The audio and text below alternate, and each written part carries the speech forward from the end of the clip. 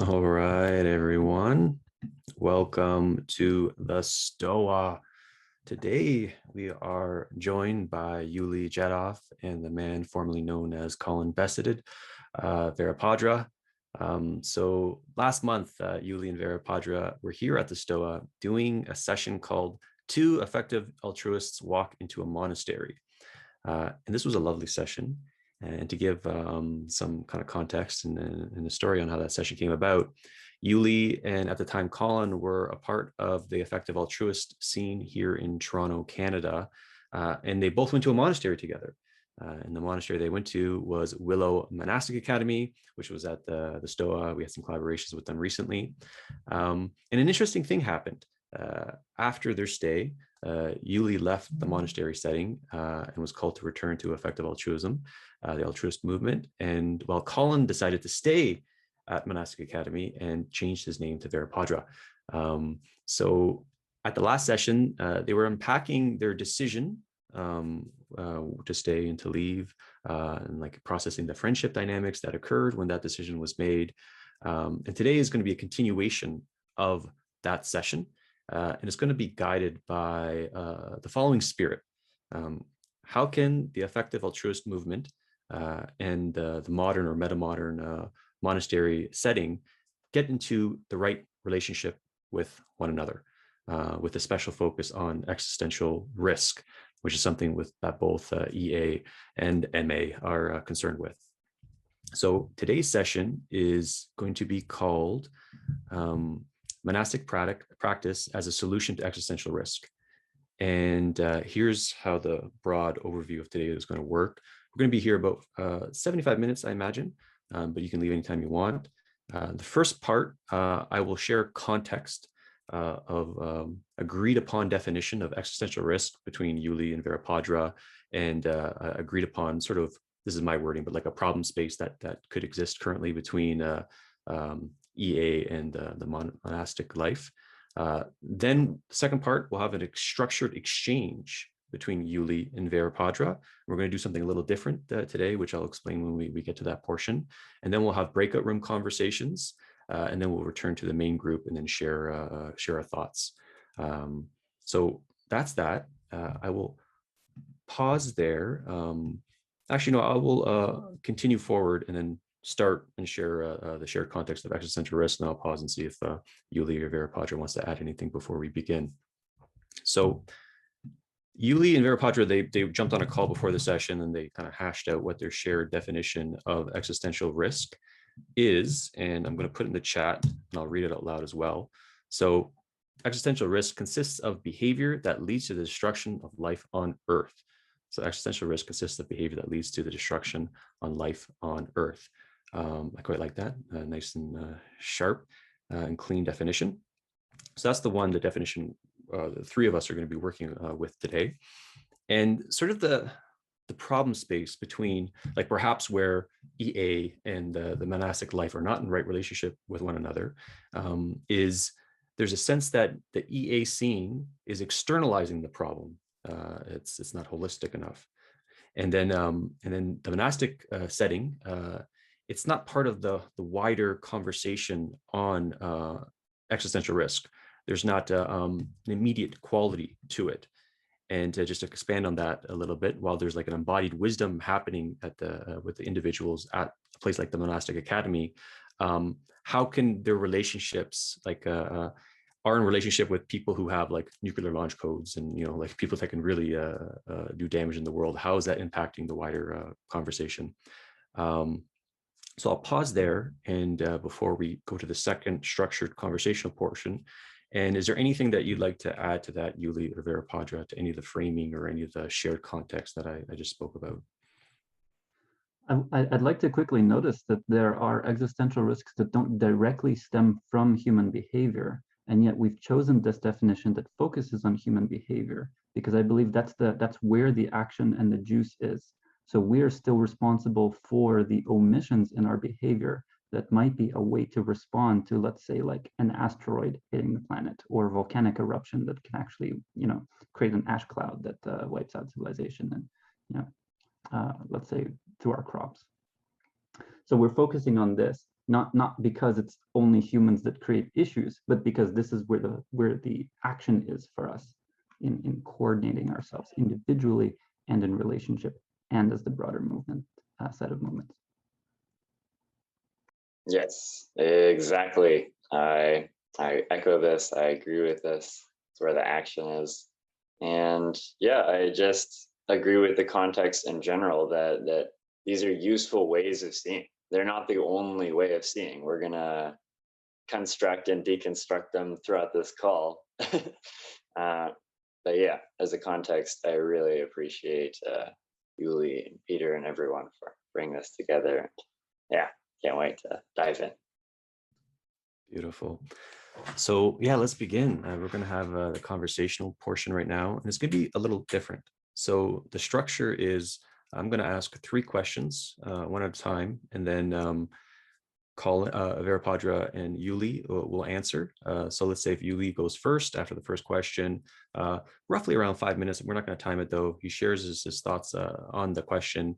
Vīrabhadra has a brief share of what came alive for him, and then he will answer the question. And then that's it for the first question. And I'll ask the second question, same thing. Third question, same thing. The third question will be related to the group question that we will have breakout groups. But the theme, like the essence, there's going to be like a really embodied component and perhaps like a method acting component to this, because they're not just representing themselves, they're going to be representing the spirit of the movements that they belong to. So Yuli is going to represent the spirit of EA. He's going to speak to and through that movement. And Vīrabhadra is going to speak to and through perhaps the Monastic Academy or monastic living more generally.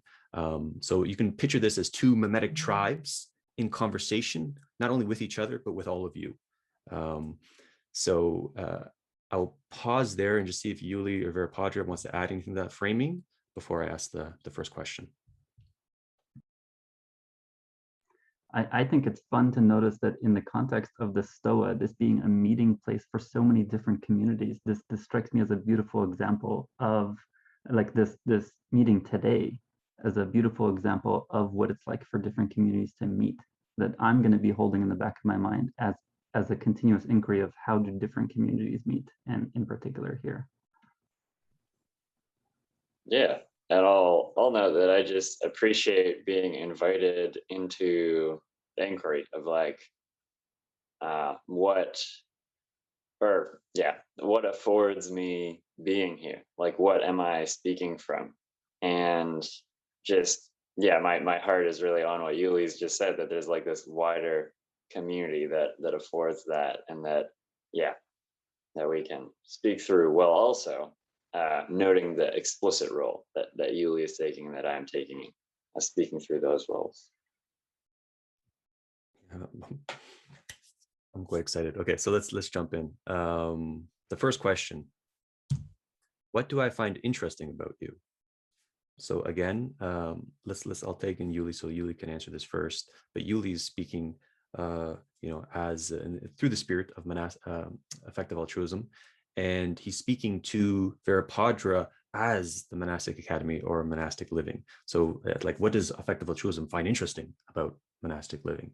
So, Yuli, you're up first. What do I find interesting about you? That's the first question directed towards Vīrabhadra. Oof, what a question. Oh man. There's a phrase like something is to die for. When I think about Monastic Academy, I think it's more than that. I think it's to live for. Like, it's at the cutting edge of practicing what personal agency is, as just one of the things that I think is very, very fucking attractive about monastic practice. Like the ability to show up is as a full leader or as in followership, in like the agency to let go of the kind of view that says I am doing this alone, but instead enter a sangha, be part of something bigger, an organism that can actually lift way the hell more than the individuals could do solo. And the agency that's required to do that, to step into that, And to be there every day knowing about that, every day practicing, who am I right now? How am I showing up? What is my relationship to this person? What are we doing together? Like that. And I mean, from my experience at Willow Monastic Academy, it's like you're doing this while you're cooking. You're doing this while you're walking to the bathroom in the morning. You're doing this as you go to sleep. So the intensity of commitment to something so beautiful, I think is, yeah, hot is the right word. Peter said it right. It's hot. It's like, wow. So that's one of the finest things there. I think I can speak a bit more to what it affords too. So like part of the context I'm holding for this call is like, this is not just about existential risk, but it's also about friendship and community in relationship to existential risk. And I think the monastic practice that creates the Sangha and is able to have agency at the individual level to be able to participate in the Sangha is a thing that allows people to have a deeper friendship, to see each other more clearly. Like you guys saw in the last call, for those of you who were there, where, you know, Peter kind of asked us like, and where Daniel at that time asked us like, what was it like to live together? And we were like, oh, well, actually, here are some tough conversations we had. We had to like look each other in the eye and be like, do I trust you? Why? How? You know, and so that container being able to hold that kind of seeing each other, both for our own sakes and for each other's sakes, and for the community that's being built there. That is a thing that, again, I think it allows for a deeper alignment than alignment at the object level of whatever we happen to be doing that day. By seeing each other more clearly and being in practice together, there's deeper alignment. And that alignment can then spread to other contexts across the projects that we're doing that day, and then the next day, and then the next month, and even into now, where I'm not staying at Willow Monastic Academy. And there continues to be like this deep sense of friendship between us as individuals and as communities. And that, I think, creates the space for richer collaboration. And again, to wrap all of that up as my contribution to this is like, that comes from the practice. That comes from being so committed to saying, I will have the agency to do this, even when that means I'm exercising the agency to let go of my agency and be part of a bigger thing. That's fucking sexy. All right, I'll stop there. Mm-hmm. All right, Vīrabhadra, what shares come up for you? And then after your shares, feel free to answer the question. Oh my.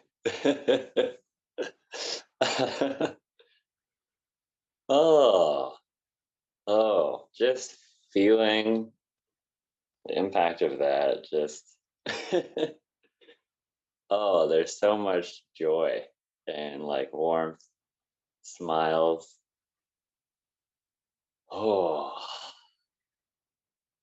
Yeah, just sitting with the energy and exuberant. I really felt myself, and I feel myself now, like leaning in. Yeah, what's most alive for me is just simply, how much I'm like leaning in to what Yuli is saying, what Yuli is inviting.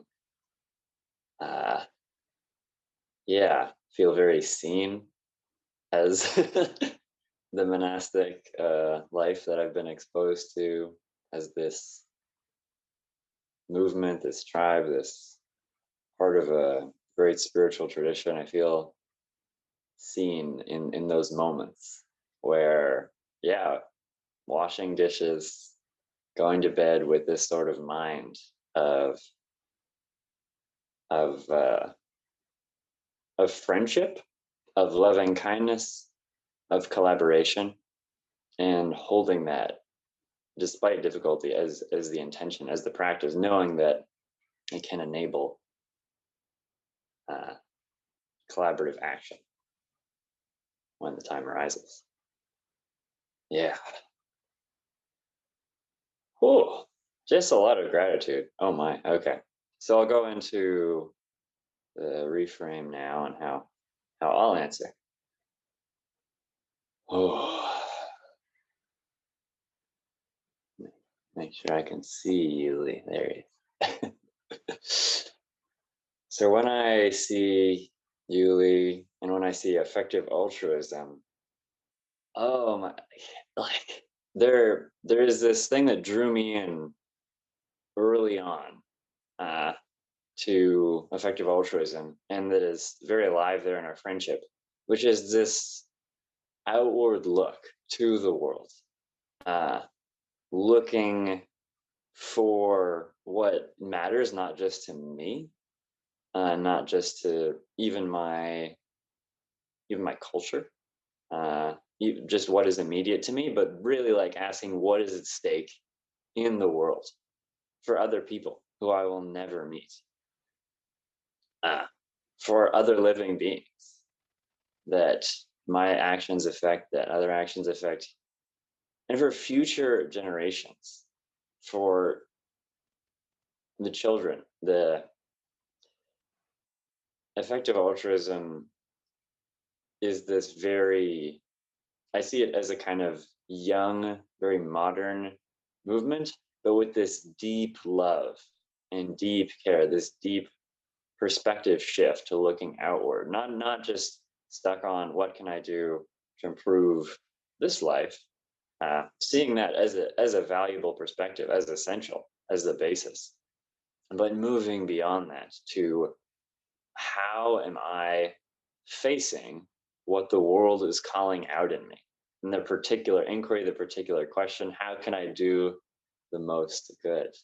Oh, yeah, had a long relationship with this, struggling with this, and just having various events, retreats, meetings with Yuli where we struggle with this together, and with many people on this call, where we've gotten to face this inquiry. And the other thing I love about effective altruism and about my friend here is the rigor, the level of rigor, depth, bringing to bear the tools of power in our society, such as scientific inquiry itself, collaborative research, knowledge systems, models, mathematics, statistics, bringing that to bear to inform how we take actions, as well as a sense of ethics, as well as a sense of, oh, I lost the other thing.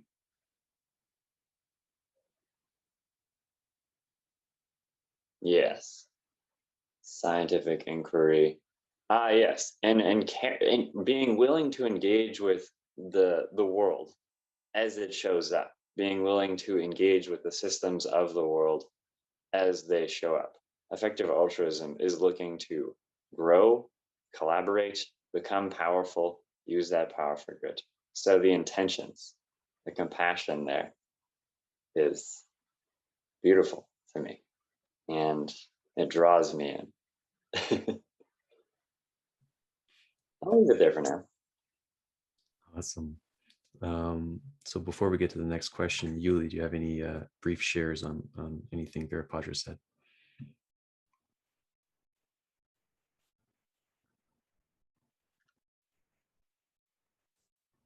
That was beautiful to hear. And yeah, I really feel, I'm noticing how the format of our responses almost speaks to the I'm already seeing this kind of like deeper sense of alignment where it's like, well, I can, I comment on the beautiful agency and community. And one of the things I'm particularly proud about and very enlivened by ineffective altruism is the fact that it's not individuals going solo at the world's biggest problems. It is a global network of people working together in a bigger organism than any individual can hold. And then now Vīrabhadra is speaking to like holding the world's problems and showing up with things as they are. And it's like, that is also a beautiful thing about monastic practice. The willingness to hold that the entire space of your full being and your Sangha together is the intensity of the commitment to hold that. So I'm finding it really cool how the things we've seen in each other are also part of the unique ways each of our communities is showing up. So I'm already like noticing that some beautiful synergy between these edges in practice. Awesome.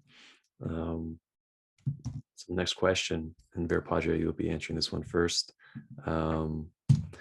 What did you wish you knew about me? What did you wish you knew about me? Mm-hmm.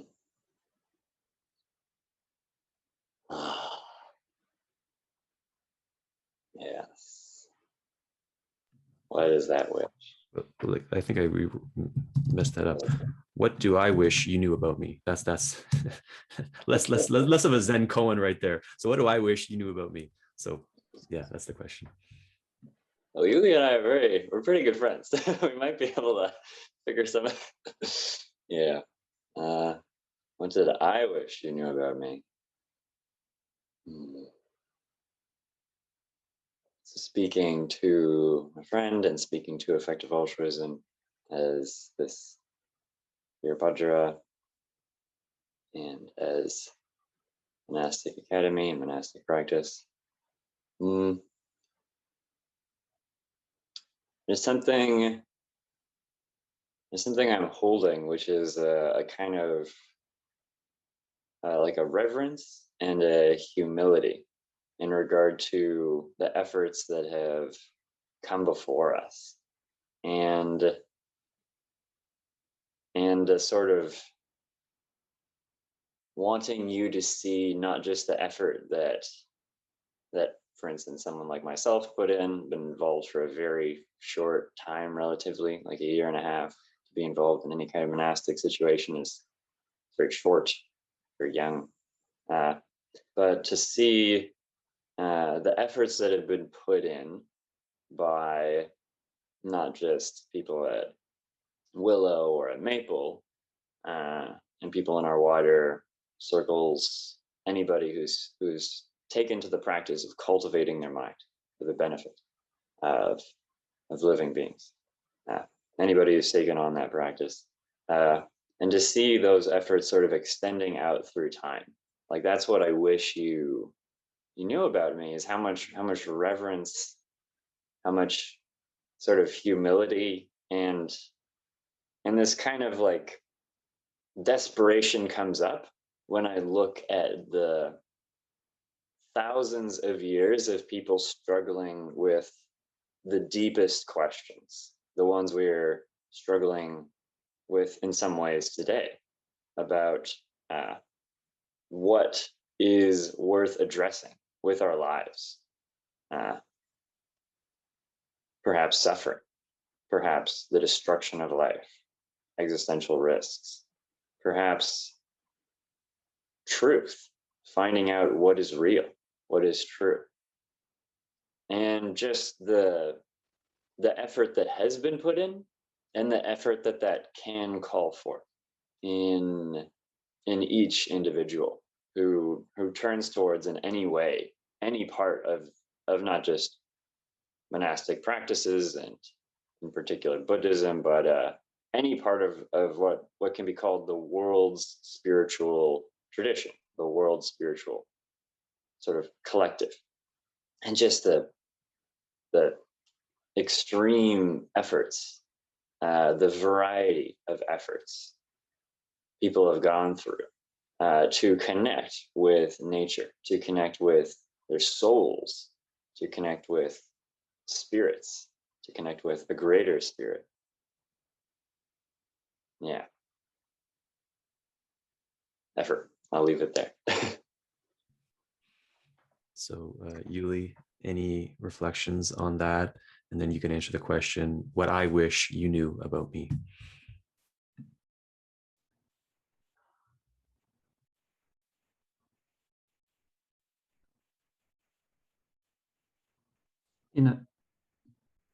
There's a lot of looking forward in effective altruism right now, and the ability to connect with this now, sitting with what you just said, of looking back is definitely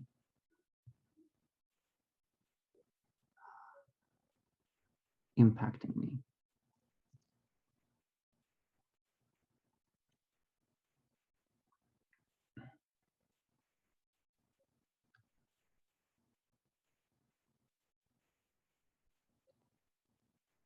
And as I gain this deeper, more beautiful connection to the fullness of all that has come before, including very much on a personal level, a kind of, like how many people had hard lives and chose to have kids anyway, such that like the population that we have here today exists. How many people did a practice at various levels of inquiry, including the spiritual and then the relational immediate and then the broader infrastructural, like the amount of humanity that has gone into that and lives through the very fact of us is staggering for sure. And then I want to be with that in the ability to take ownership of my experience of that, not as an I own it, but to exercise agency in relationship to it. I want to say, and what is the future that comes from that? And so that's the kind of inquiry I find myself most drawn to, as like looking at the world and being like, effective altruism, as in like a shit ton of people like deeply caring and wanting to create this better future, because we can't affect the past, but we can connect with the past. I'll stop there for my reflection on your share.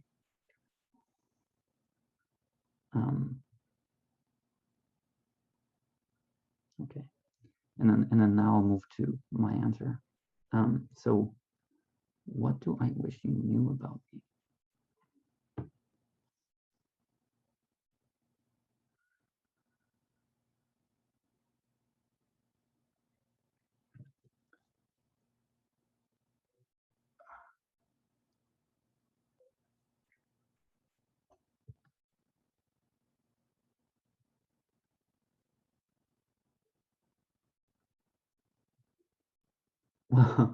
So there's some part of this that's already known, and I'm going to say it anyway, and then expand out into who knows where my speech will end right now as I speak.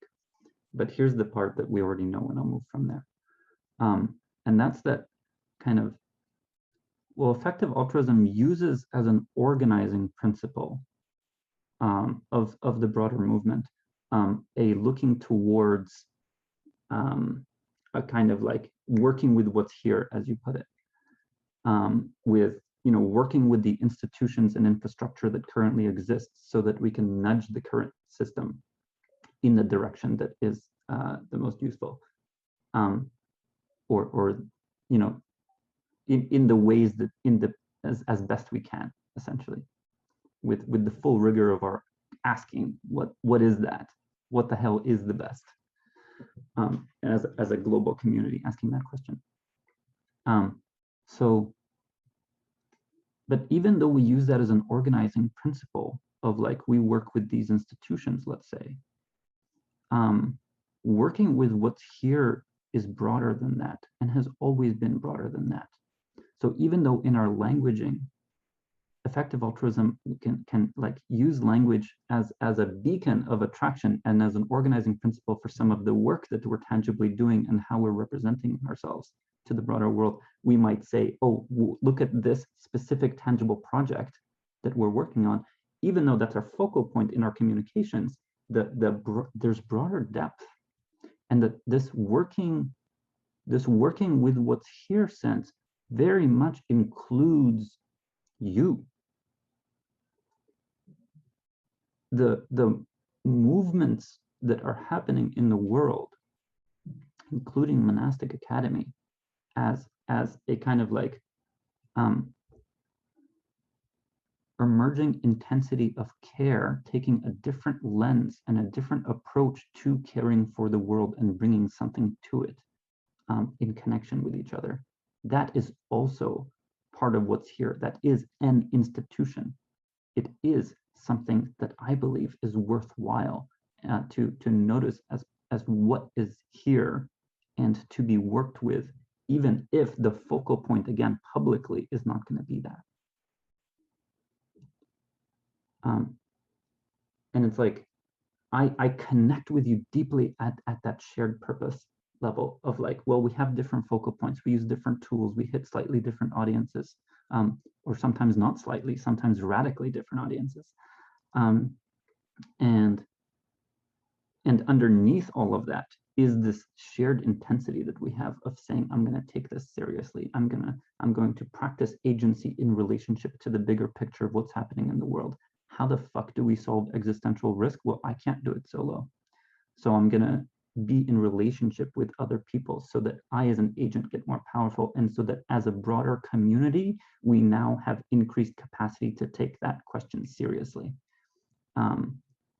To give a fuck not only emotionally, but demonstrate that in our actions, engage the institutions that are here in order to actually get the tangible outcomes that are the best that we can do.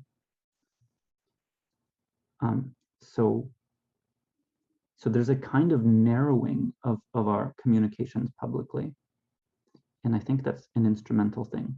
That doesn't speak to the heart of the individuals who are here. I think the heart is we have the same heart.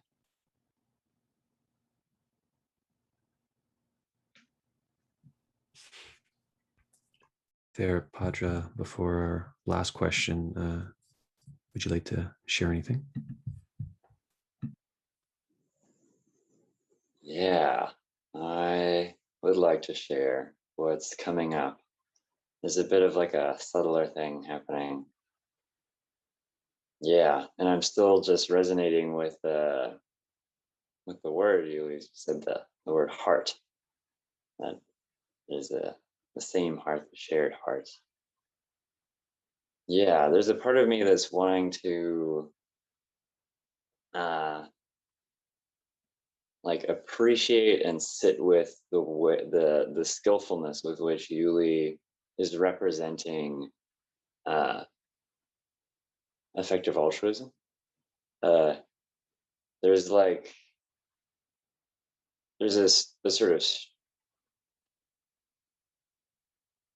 the ability to hold the view of like partners and institutions and heart, and hold all of that. It's like there's like a, this isn't exactly the right word, but there's like a sense of like deep admiration and like intelligence at like the willingness of Yuli and of effective altruism to see so much detail in the world and to come into relationship with that. And like the subtler thing for me is like the just holding that inquiry together with the institutions and organizations that I'm associated with, just holding like what are these groups of people, what are these entities, what is being said here, what is being afforded through these lenses, and just seeing the great like power and energy that as a young movement effective altruism has brought up is just deeply hopeful, but also like brings up in me like wanting to be there in holding the inquiry and holding the view of institutions and seeing what that affords and also what that may not afford. Yeah. All right. So on to our last question. I'm going to put in the chat. I'm just going to read it for a moment, so make sure my dyslexia doesn't accidentally create another Zen koan. Okay, cool. How can my movement learn from yours and practically incorporate what you have to offer us? So how can my movement learn from yours and practically incorporate what you have to offer us? And this is really the core of why we're here today. This is the conscious intention of this meeting. How can EA, the monastic living, get into right relationship with each other? And practically, how does that look like? So let's take in Yuli, and you can answer first. Yeah, all of these questions are fire. Whew.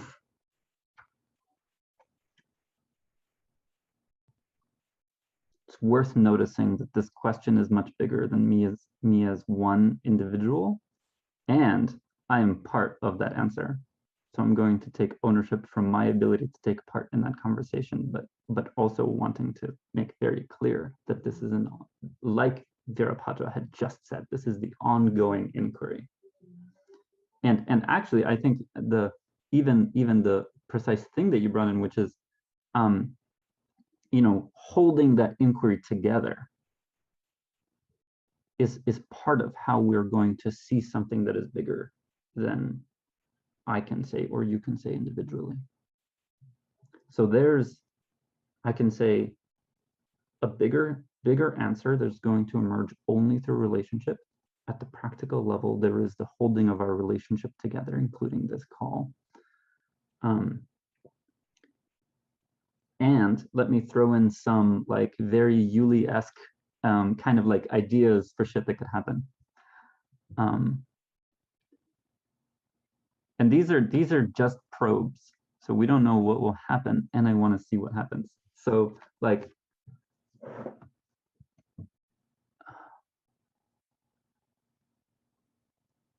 yeah, it's like, so as we're seeing better where each movement specializes, which parts of like the information flow and the relational flow and the various practices involved in from the ground up at the full scale, working with the individual and the community in the world. As we see where we are in those stacks together, we gain valuable information on how we can specialize and synergize and work together. And so we'll hold that. And one of the things I'll like point to from the effective altruism space in relation to existential risk is kind of like, there's more money there right now than there is a willingness to fund existing talent, as in like a richness of opportunity to be utilized. So there's something like $40 billion dedicated to effective altruist causes at the moment, depending how you count it, and that's kind of like a ballpark number. And effective altruists as a whole are, there are different arms where some of them are very tangible and like metric focused and having to be like rigorous evidence-based, like you need to do a randomly controlled trial or we're not going to fund the thing. And then some areas, like let's say the Open Philanthropy Institute, take a very different methodology to how they approach doing good in the world. And so they are very much using the best of their reason and evidence and sense making individually and as a community to figure out what are the risky kind of bets, but like higher risk, but higher return that we can take as a movement. And so there are these parts of the movement that are willing to step into saying like, well, maybe we can't give an experiment like a randomly randomized controlled trial, RCT. But if there's something really beautiful here, maybe this is worth the bet. And from my time at Willow, I can speak to like, well, I read the paper Monasteries of the Future, which is talking about like how the monastic system can scale out and can begin as it scales to participate in, let's say, academic institutions as a kind of like directly utilizing the mastery of mindfulness that comes from monastic practice to improve like the rigor of humanity's understanding of the human. And then maybe even some aspects of neurotech that I think I'm not yet familiar enough to talk about in more detail, but I think is like very much on the edge of my excitement, where I'm like, oh, tech is coming, and like this has so much potential and so much risk at the same time that fuck yeah, we're gonna look at it. And it's like, and then what is the relationship of people who have deep practice of looking at their mind to the inquiry of how neurotech is going to come about? How do we design that tech? How do we like throw it around? How do we regulate in the various ways that regulation makes sense, as culturally, legally, etc. So it's like there's monasteries of the future as potentially working with academic institutions just on research, but also in maybe even neurotech. Then there's kind of like just the whole, like, what is the mega project that is Monastic Academy to effective altruism?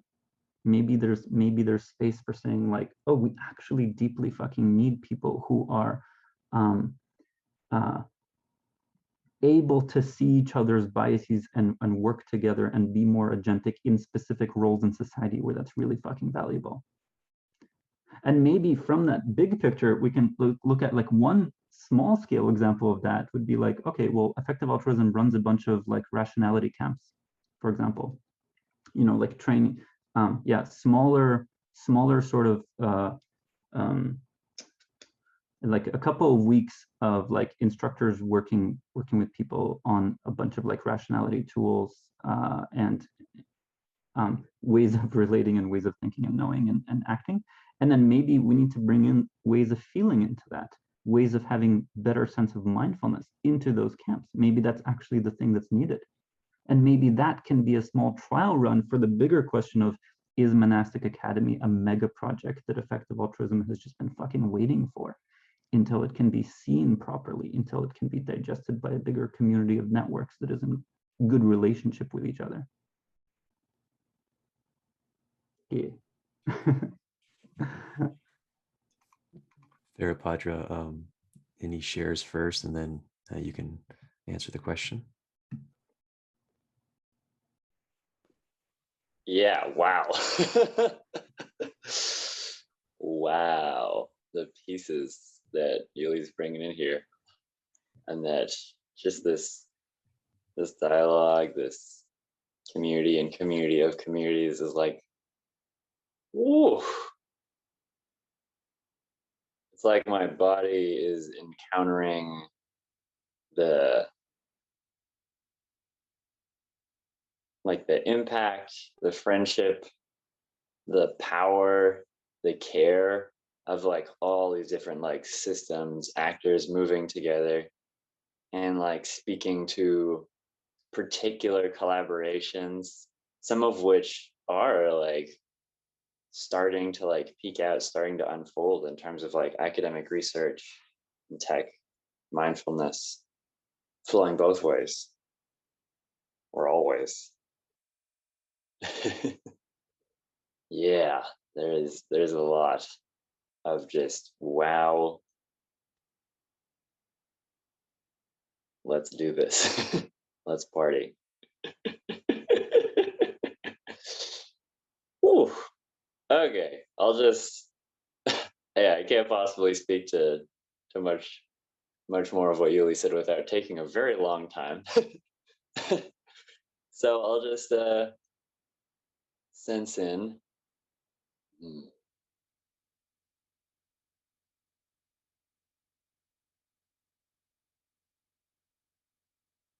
Yeah, I'll answer the question from my side in a second, but I think the thing I'll acknowledge there is just from Yuli's answer and from the framing. There's this mutual seeing of wisdom and of value, like this mutual sort of like cooperative, competitive sort of like flavor to, I imagine, like a partnership between like a university with its certain incentives and like a monastery with its certain incentives. This playful like acknowledging that like you've got something very, very interesting over there, and just willing to engage with that through the difficulty and just finding joy in that difficulty, in the disagreements, and also the potential like bombastic harmony, the wow. Yeah. So with that, I'll answer the question, reviewing the specific wording if I can find it. How can my movement learn from yours and practically incorporate what you have to offer us? Yeah. Cool. So the first thing this question opens up is like the sort of like expansion in me of from Monastic Academy, which isn't exactly like you could say it's a movement. It's fairly small compared to effective altruism. In some ways, if there are different ways of looking, you could say it's like more, like or less, or like something. So like just being invited into how the hell would I like speak from the movement of monastic systems and spiritual practices more generally? It's very challenging, but there is something there. I think effective altruism demonstrates a skillfulness of what I'll call like the language of collaboration, a skillfulness with the language of collaboration. I'm thinking particularly in terms of like the precision and rigor and scientific research, the quantitative aspects, the consulting of different stakeholders, the just the beautiful strategy and the relentless sort of strategy of of caring about at a base level the heart, about ethics, about what it means to do good, to be good, to live that way, and then taking that right into like some of the like areas in the world where there is so much complexity. I'm thinking in particular of the cause areas effective altruism is staring into: artificial intelligence, biosecurity, nuclear security, interpolitical, conflict and collaboration, emerging actors, stakeholder technology. Like it's just this area of so much complexity, and the skillfulness with which effective altruism and my friend Yuli and so many more people part of these communities show up with a willingness to speak languages that hold power, that move resources, that move ideas, that allow us to do things that are, I would say, terrifying in how beautiful, but also how horrifying they could be. Like to face issues like nuclear, like AI, like biosecurity, to show up to this like sort of void, which we can also use in a kind of like spiritual practice to be like, what is it to actually look at these issues of like catastrophe and death? What is it to hold that in an embodied way? And also, what is it to show up to these issues in a way that actually brings to the table both the complexity and the language and the power, but also everything that's happening in the heart, everything that makes all of this work we're doing, this wider community. I've heard the term used, meta sangha, this emerging group, this network that cares deeply about both truth, wisdom, and love, and taking action, power, responsibility, engagement. Yeah. Yeah, that's the most salient thing. I'll leave it there for now. Any final share, Yuli?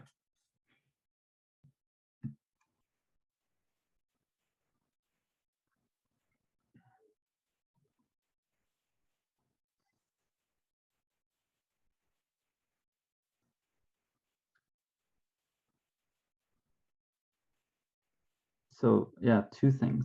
One is that So I definitely can't wait to pivot to the group conversation. The chat's very alive. And then the second thing is there's something about, like, what does it mean to have non-naive trust between effective altruism and monastic practice? Like, how can we, as we're making the moves, so this is kind of like what I'm bringing into this, like aliveness and spirit and desire and attraction to collaboration at deeper levels and at practical levels, is kind of saying like, and how is that going to be demonstrated and communicated externally with the broader mimetic space of who sees us interacting, not necessarily having the same deep practice of trust and friendship that we can develop. Instead, they have to find artifacts with which to paint their own mental pictures of what this is, and their opinions matter. And so there's something like at the edge of like my exploration of how can we continue seeing each other better and at the same time be able to demonstrate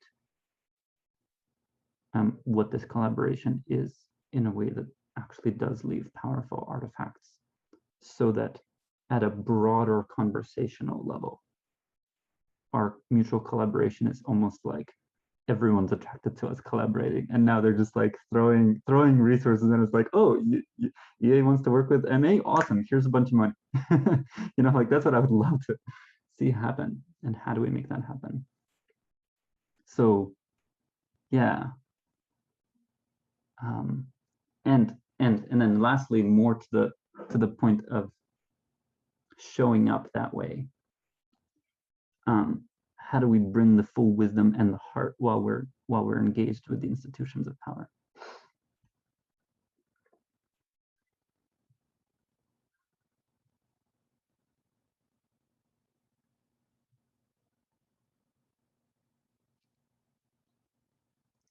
I think one thing we can do is we can look at the grassroots level of where EA is at, and then look at what's possible there. Like, so I'll give an example of like yesterday, Effective Altruism Toronto had an authentic relating event. We invited AJ Bond, who's been on the STOA before, to talk about the heart of behind the culture and the action and the thinking of effective altruism, to say like, what does it mean to us really deeply relationally when we are not alone in effective altruism? And then other similar questions. So that's an example of like a ground level kind of tangible immediate thing that like can be used as a trial run or a demonstration or an exploration of this more collaboration between effective altruism and, let's say, the heart, broadly put, because that's going to include more than just Monastic Academy, and then although very likely and very attractively Monastic Academy. Yeah. So this is an ongoing inquiry, and I welcome you into the space of grassroots, looking at the immediate level. What can we do so that we can build more capacity for that?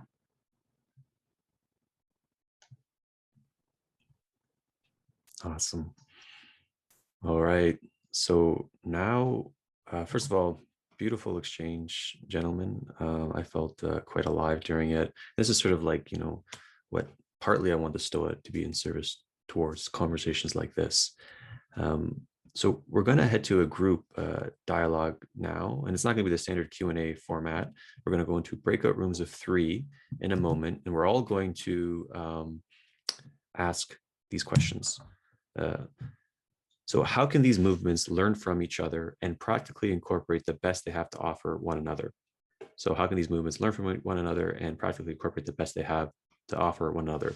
So basically the last question that Yuli and Vīrabhadra answered, but towards everyone in this group. And the format is, you know, I trust everyone's discernment here, but just kind of have it like 3-minute shares each. So one person speaks roughly for 3 minutes, the next person, and then have 4-minute open shares. We'll be in the breakout rooms for 12 minutes with that additional 1 minute timeout. So if you have to leave now, leave now. But while I organize the rooms, just kind of feel into that question, think about an answer and a share that you'd like to give to your group. So we'll take a moment and do that.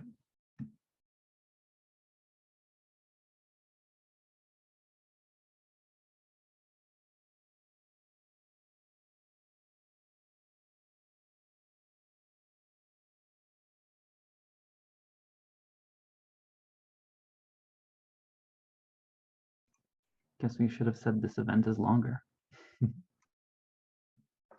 We said 75 minutes, so I think we're pretty good for time. We'll go to a 12-minute breakout room, and then we'll have some open shares at the end, and then maybe we'll go a little bit over the 75-minute mark. All right. So I will put everyone there. Let's just do 12 minutes, and we'll see you in 12 minutes in the main room. All right, everyone. Welcome back. I hope you had a really good conversation with your group. So I say in the next 5 minutes, how about we just have popcorn shares of the question. And again, the question is, how can these movements learn from each other and practically incorporate the best they have to offer one another? So if anything that you said that in your group or that came alive that you heard, just jump off mute in a moment and then share it. And then at the end, we'll take in Vīrabhadra and Yuli for final shares. So I'll go first to share one thing that I think would be good to incorporate.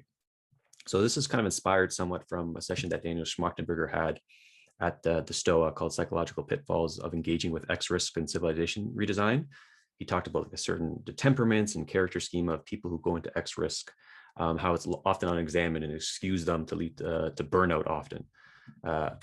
And so that session, and something I also experienced that quite inspired this thought I'm going to share, is that when I used to have Toronto groups, we had Extinction Rebellion come in, and they actually have like kind of psycho technology there where they give you a download of like how fucked up the environment is and stuff like that. And then people grieve, and then they have this like grieving process where they just feel it in their body. So they almost like accept that they're doomed and, death is going to happen. And then so they can, I don't think they do it in the best way, because then they're just like, oh, you get arrested. But like that movement, I feel is pretty cool. And so this brings up this thing called enlightened doomsaying from this philosopher Jean-Pierre Dupuy, and it's sort of like Stoic negative visualization, like on steroids, where you view the end of the world in a scenario, an extra scenario, you process it in your body, the fear and everything. And so you're not operating on an unconscious, unexamined way from the fear, and then you can be in right relationship with that particular extra scenario. I'm like, that's fucking delicious. Like, imagine if there's like actual psychotech about that. And so if the monastery setting, either Monastic Academy or something, could have like enlightened doomsaying, like meditations where they have a really explicit extra scenario, feel it in their body, process it, and then, at least in an embodied sense, be in right relationship with it. So that's something that I could see in a collaboration happening with EA and the monastic setting. So with that being said, feel free to take a moment and anyone just jump off mute and offer any shares they had how these two movements can collaborate. Hello, can everyone hear me fine? Okay, so I was in a call with Yuri, and we were in a kind of a duo, and burnout also came up. We basically agreed that EA needs to learn a kind of like humility or equanimity from the monastic community in order to not like overshoot the mark or like scorch their souls. That seemed really important. And we both agreed that like the monastic communities need to learn the effective side of effective altruism and make sure that they are keeping that in mind. I actually wanted to thank Vīrabhadra and Yuli. I have two major things going on in my life right now that these calls are highly relevant to. One is I'm trying to figure out what to do with my time. I recently applied to Maple, and I'm going through the approval process. And I was the first call, seeing that actively forced me to consider whether that was where I was supposed to go. So I've been thinking about that. And then I also have a friend who's more of a like a Yudkowskian rationalist, and he and I have these important conversations very often, and we've known each other for years and have lived together and have had to forge that trust. And so seeing you two has been inspiring and super helpful for me, and I really, really wanted to thank you. It's been really useful. I asked a question in the chat about metrics, about this is more like Monastic Academy learning the effective stuff from effective altruism. Are there like, is there any evidence that the Monastic Academies produce these like large knock-on effects in the forms of trustworthy and effective leaders? Because that seems to be the claim that the Monastic Academies make. And that also seems to be the area where like effective altruism would get immensely interested in the Monastic Academies, would be with evidence and data. And so I wanted to ask that question to Vīrabhadra. If there's evidence, I wanted to ask Yuli if there were substantive evidence demonstrated, whether that would make you decide that you needed to continue your training, which I thought that was interesting, and like what metrics would constitute evidence, basically. Awesome. We'll hold on for making it a Q&A. Perhaps when I close this down, I can leave this open and a conversation can happen afterward. And so that questions could be addressed. But yeah, let's get a couple more shares of what was talked about in the group. So just feel free to jump off mute. I'll just jump in because that topic is very, it brings up like fire in me and like a little bit of, I don't know, it's not quite like annoyance, but it's like, eh.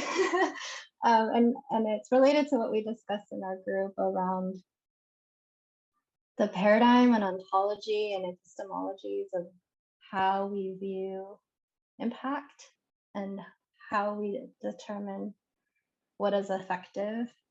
And I feel like there's a lot of embodied and experiential, spiritual ways of knowing that are impossible to measure in this positivist rational empirical paradigm. And I know in academia and like right now the UNESCO Open Science recommendations are going on, and there's a lot of excitement about incorporating indigenous worldviews and philosophies, in part because of this understanding that our knowledge systems has historically been very kind of, you know, insularly focused. And so there's, I think I think it's just really important to expand the ways that we consider impact. And yeah, just like, how do you really determine that? How are we measuring things that in a particular way are fundamentally immeasurable? I think I'll just leave it at that for now, but also really, really appreciate this chat as always. So thank you to those for hosting it and speaking. Thank you, Maggie. Yeah, so let's get one more share in before we close out today. Can I jump in? Yep. I just want to continue with what Maggie said, that thread. I don't think it's impossible to measure, and I think that is the key that will tie them together.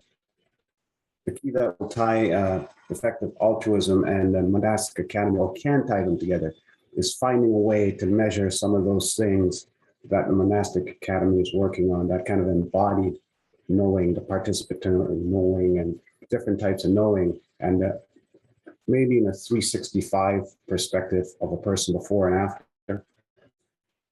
And if altruism can find a way to expand their metrics, their KPIs, to incorporate those things, I think that could be one way of joining them together. Awesome. Thank you, Mark. James, do you want to sneak in your share? I saw you unmute yourself.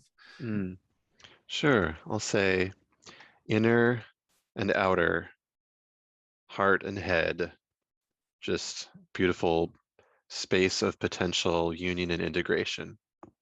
That's it. nice share to close with.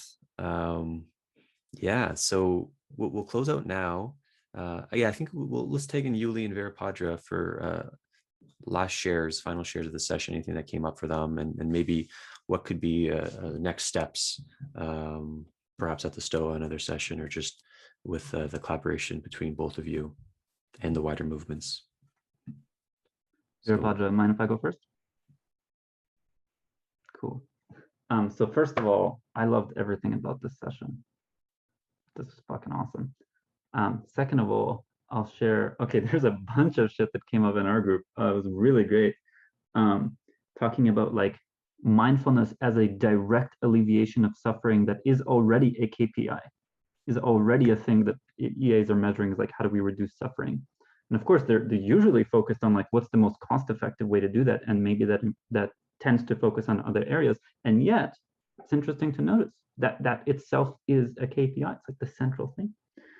There's also kind of like Monastic Academy being truth-seeking, and maybe that's part of training. And there's a couple others, I won't mention all of them. Instead, I'll bring in one more fiery element that has arisen out of this group share session. And that is that the way I've been thinking about bonding, community bonding and trust building at Effective Altruism Toronto is like very heuristically, I lean on kind of these three points of like people can bond through ideas, people can bond through their emotional relationships, or people can bond through action. And I have experience with all of these, so it's very real for me. And it's like, then there's also the broader ecosystem of like, how are people normally bonded and what's happening with our information landscape, information ecology, such that maybe we shouldn't bond as much on ideas. We need to bring more of the other two. Okay, so I just wanted to voice that as like, I would like to pay attention to these different ways of bonding between these communities and in measuring impact. Because sometimes, yeah, you're not going to be able to measure stuff, but maybe you can demonstrate it through action. Maybe you can get it to be felt through relationship instead of the sort of like thinking side of demonstrated on paper with your specific frames. Like there are other ways of building that trust. And that can definitely enter the impact conversation, the collaboration conversation.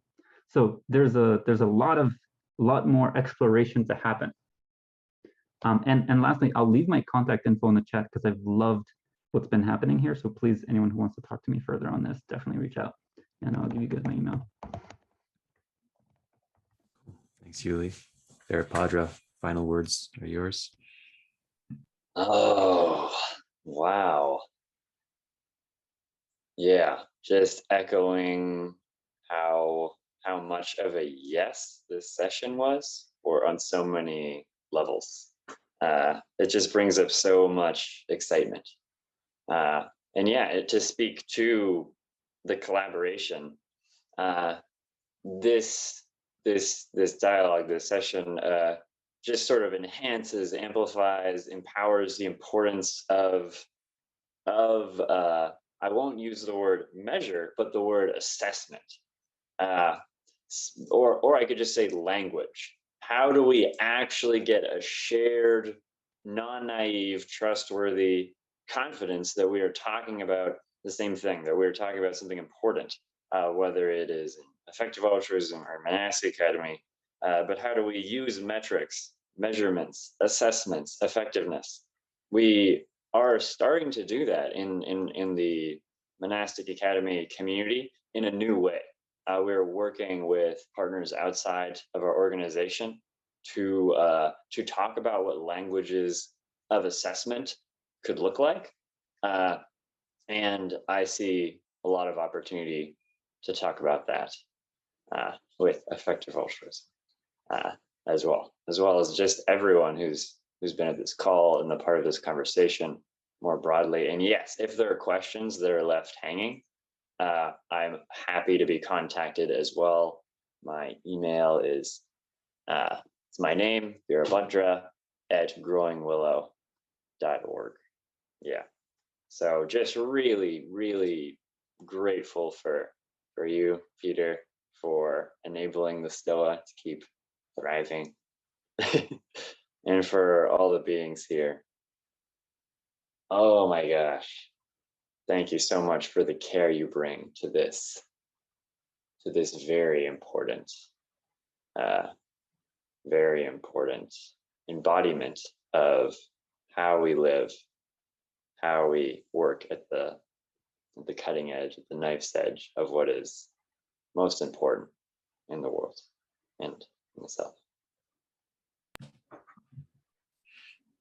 Beautifully put, my friend.